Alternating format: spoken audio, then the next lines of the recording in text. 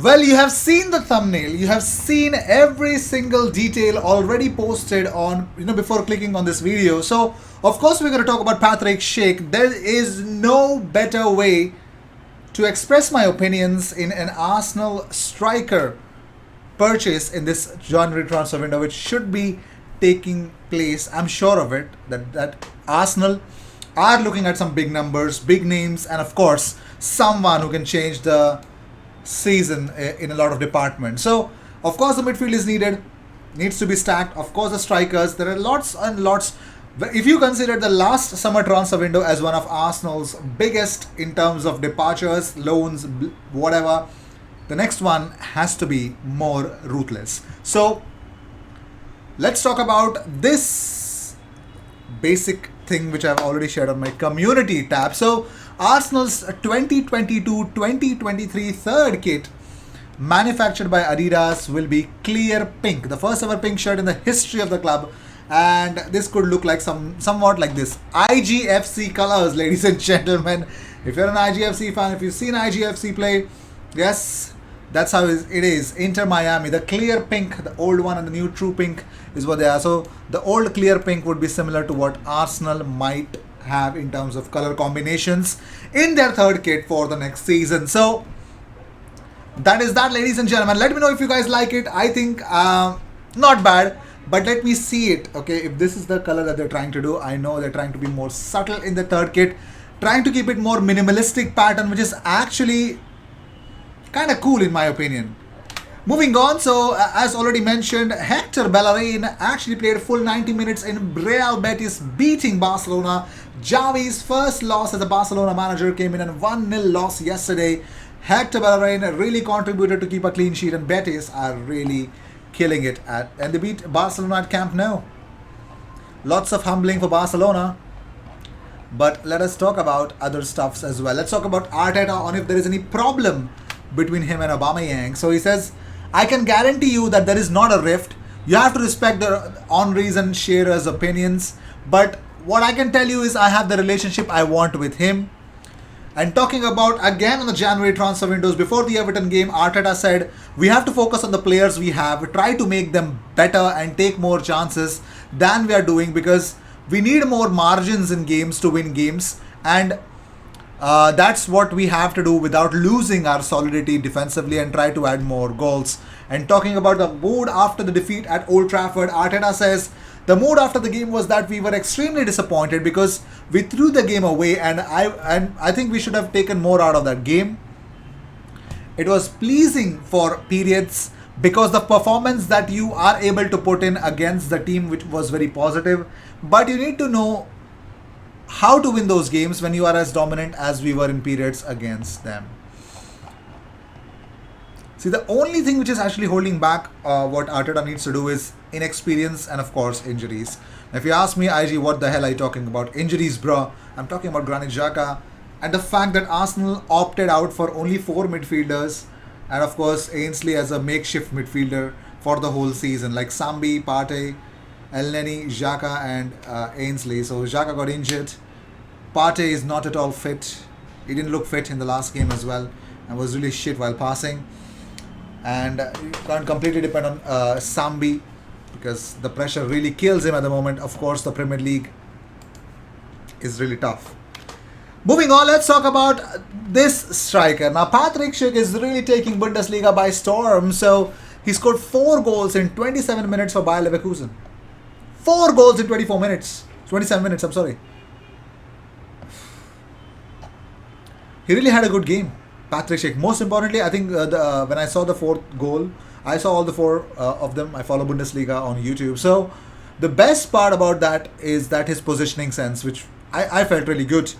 Really good and really smooth play. And, of course, his finishing has been crazy since the Euros. So, let us talk about another player here I've not mentioned or did not put up his stats. So, Ruben Neves had a fantastic game against Liverpool. Of course, linked with Arsenal. He showed up.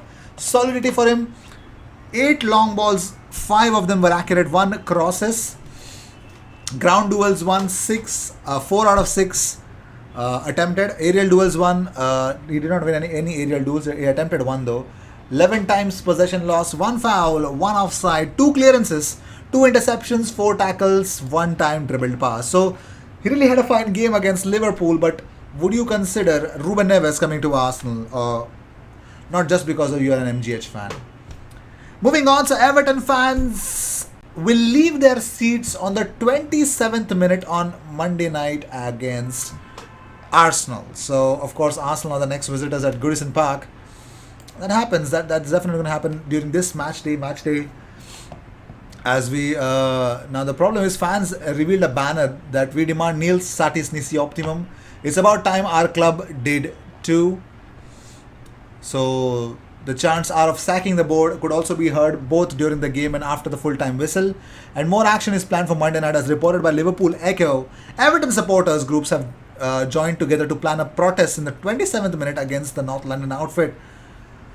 And they hate the what the board is doing to them. So that's the whole reason why these things are going to happen. So they're seeing what happened with Newcastle. They're seeing what happened at Arsenal. They're seeing what happened at Manchester United. So Everton fans want a change. They want to compete for the top. So hence the case. So according to Arsenal youth, youngster Kion Edwards is yet to sign a professional contract with the club despite being offered a deal earlier this year. Edwards is currently on a scholarship deal that is due to expire next summer. Now he's got 14 goals and 4 assists for Arsenal Academy this season. The 18-year-old is crazy talented. So, according to Evening Standard, Arsenal are interested in signing Lille forward Jonathan David.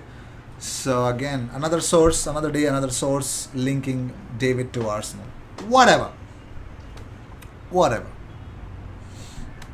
So Mikel Arteta has replied Thierry Henry about his comments about Aubameyang and Mikel Arteta. How Henry said Aubameyang should not have been removed. He was the goal scorer. Whatever.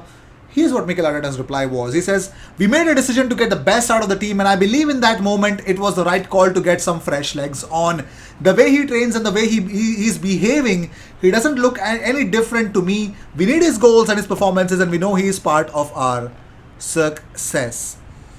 Moving on, so Paul Merson believes Arsenal should sign John McGinn from Aston Villa. He says, "Yeah, maybe I would take him at Arsenal. Arsenal, you would take him. I don't know how much he would cost."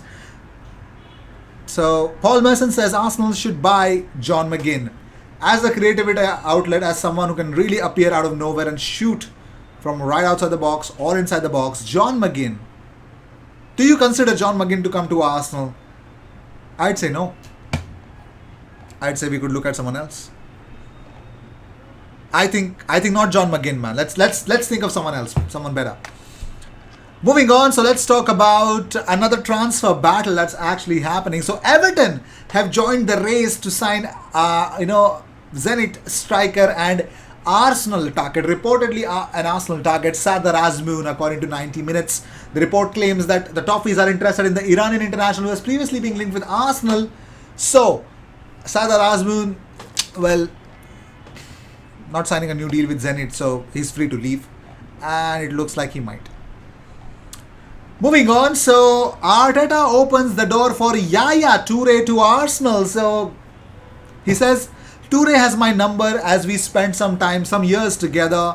He's a player I appreciate a lot, so he can call me and ask the question. He certainly has the experience and expertise and has won a lot in the game to add value to the game for sure." So that's what he says. So Mikel Arteta is open to the fact that Yaya Toure can come in for his coaching badges or whatever is to add to his coaching experience and join Arsenal. Of course, he did that with Tottenham. So Mikel Arteta is open if that's a case. So if at all Yaya Toure is listening, well, you definitely have a chance here.